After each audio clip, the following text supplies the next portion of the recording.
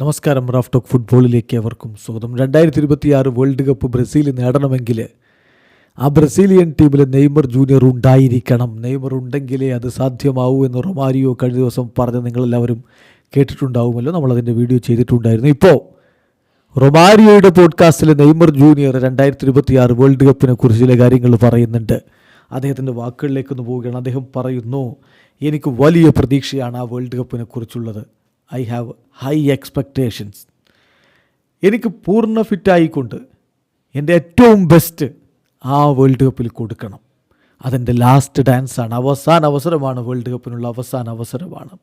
നമുക്ക് strong പ്ലെയേഴ്സുണ്ട്, champions ആവാൻ പറ്റുന്ന തരത്തിലുള്ള സ്ട്രോങ് പ്ലെയേഴ്സുണ്ട്.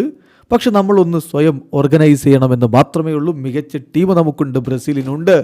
2026 വേൾഡ് കപ്പ് തന്നെയാണ് തൻ്റെ ലക്ഷ്യമെന്ന് നെയ്മർ ജൂനിയർ പറയുന്നു. പക്ഷേ 2026 വേൾഡ് കപ്പിന് ഇനി 1.5 വർഷക്കാലമുണ്ട്. നെയ്മർ ജൂനിയറുടെ ക്ലബ് ഫുട്ബോളിലെ ഭാവി എന്താണെന്നുള്ളത് ഇപ്പോഴും കൃത്യമായി തീരുമാനിക്കപ്പെട്ടിട്ടില്ല. അതൊരു സംശയമാണ്. ഏതായാലും കാത്തിരിക്കാം. നെയ്മർ 2026 വേൾഡ് കപ്പ് കളിക്കുമോ എന്നറിയാൻ വേണ്ടി. അങ്ങനെ കളിച്ചാൽ കിരീടത്തിലേക്ക് പോകാൻ അദ്ദേഹത്തിന് കഴിയുമോ? വീഡിയോ അവസാനിക്കുന്ന ഫുട്ബോൾ ലോകത്തെ കൂടുതൽ വിശേഷങ്ങളുമായി റാഫ് ടോക്സ് എത്താം.